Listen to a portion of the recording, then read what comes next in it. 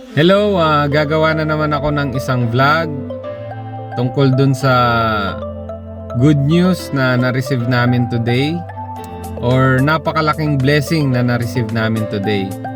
So shout out nga pala sa mga nakatrabaho ko sa Zafire, kay Ate Nadia, na nakapanood na ng mga ibang vlogs namin, and belated happy birthday Sir Arthur. Sana mabigyan ka pa ng maraming blessings and good health. So sa lahat po ng Zafire members, shout out po sa inyong lahat, and God bless po sa inyong lahat. And sa lahat ng mga nanonood, si Giselle, kapatid po nung kumpare ko, shout out sa iyo, and sana mapanood mo lahat ng vlogs pa na gagawin namin.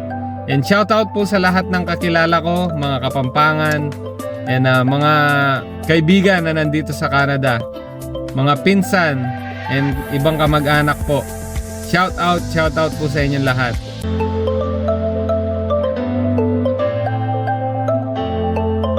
Good morning and good evening sa Philippines. Today is Sunday. Eto, kakagising lang namin dahil pagod kami kahapon. Bumiyahe kasi kami. Ngayon, meron akong na-receive guys dito na letter from CRA. So, akala ko good news. Although hindi naman siya bad news kasi pinaghandaan namin to. I have to pay $629. And guys, nakalagay, I have to pay $629.10 dahil dun sa mga income tax return. Kailangan pagka dito sa Canada magbabayad ka ng tax, especially marami kang overtime. So pinag-usapan naman namin dalawa to ni Mrs. na ang sabi ko, dahil palagi ako nag-overtime, expect namin na meron akong babayaran sa CRA for the tax return. Kasi yung iba, 'di ba, nakakakuha sila pabalik. So, hindi naman siya bad news, sinishare ko lang. Pero yung good news dito guys, magbabayad kami ng $629 pero may nakuha pa kaming $2,800. Bakit? So, meron kaming FHSA na savings na minax namin this year. So, yun nga, dahil nagtry lang kami, na sabi namin, why not invest dun sa FHSA? So, nung kinompute yung lahat ng income, lahat ng mga family benefits namin, so meron kaming 2 kids. Although nabawasan ng konti yung child tax benefits kasi nga maayos naman yung sweldo namin ngayon kaysa before. So computed kasi lahat yun guys. Sabi nga nila dito, kapag medyo tumataas na yung sweldo mo, bumababa na yung support ni government sa mga kids. So ayun guys, gusto lang naming i-share na yun nga, kapag nag-overtime dito sa Canada, expect nyo na magkakaroon kayo ng tax return na babayaran nyo sa government, which is eto nga, akala ko may ibibigay na pera sa akin. So pinadala na tong $629.10 na kailangan kong ibalik or bayaran sa Canada tax revenue. Tama no? Sa CRA, Canada Revenue Agency. Ayun guys, yung pag-overtime naman kasi optional naman yan. Hindi naman siya sapilitan din. Lalo na kung yung sa work ninyo is medyo mabigat. Kung pagod na kayo and hindi na kaya talaga, syempre kahit dollars pa yung iniisip nating overtime, nasa sa inyo pa rin naman yon kung itutuloy nyo na pag-OT ng pag-OT araw-araw. Syempre option ng bawat tao yon.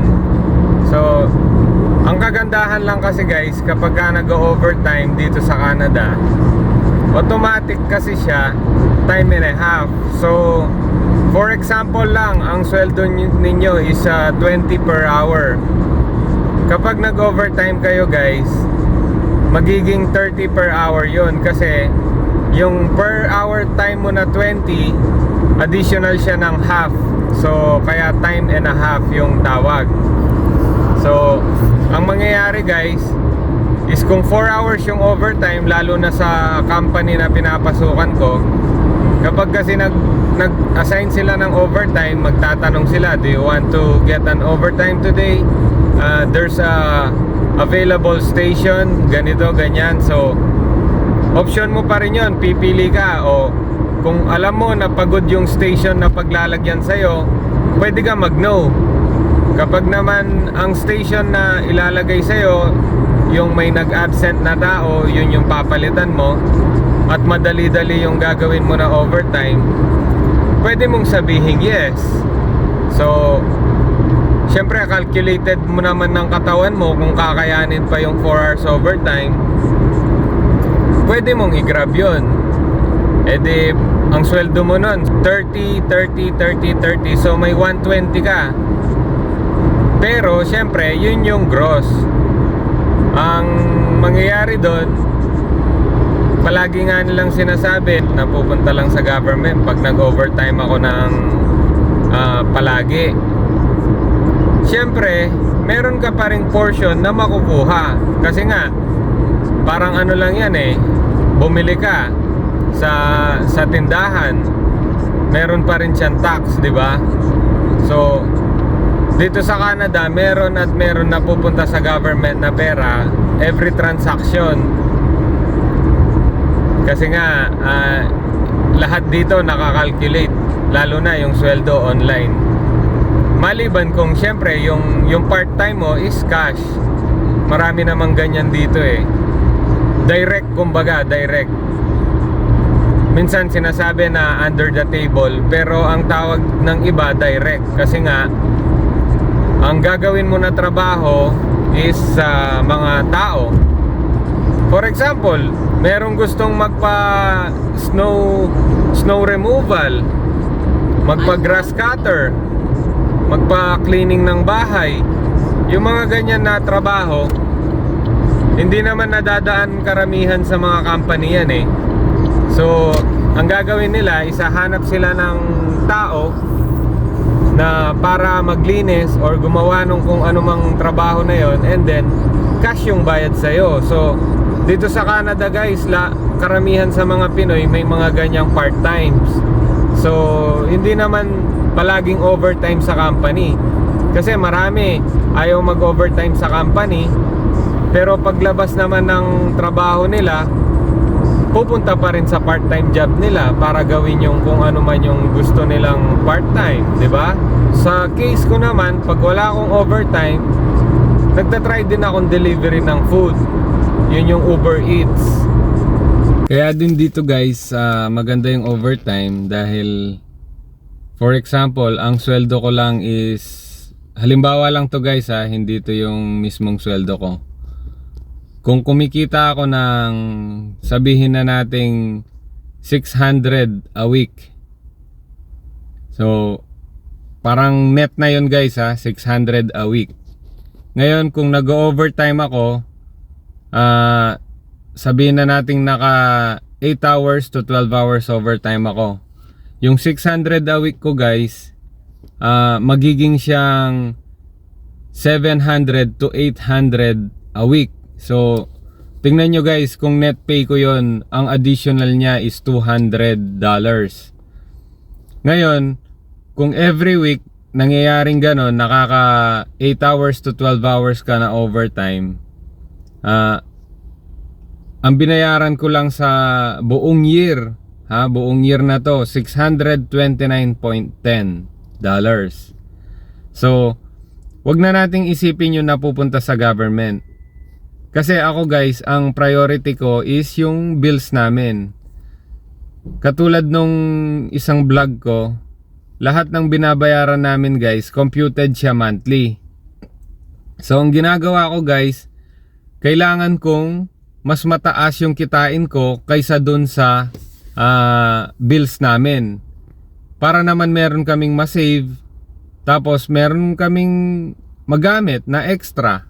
Hindi lang lahat ng paycheck to paycheck. So, ang point ko is, oo, marami nagsasabi guys na hindi maganda yung overtime, napupunta lang sa government yung overtime. Pero, yun nga yung kino-consider. Ang sabi nila, ay, ang laki ng babayaran pagka nag-compute ka ng tax refund. Katulad nung nangyari sa amin guys, palaging sinasabi sa akin ni Mrs., huwag ka na mag-overtime kasi ang laki ng babayaran natin, ang laki ng ganito. Ako naman, ang sinasabi ko, for example, hindi ako nag-overtime. Kaya ba na, yun nga, yung halimbawa ko, 600 per week lang. So, ang per month ko nun, kung 600 per week, is $2,400 lang na net pay. Ngayon, ang babayaran namin is 3,000 to 4,000 yung bills.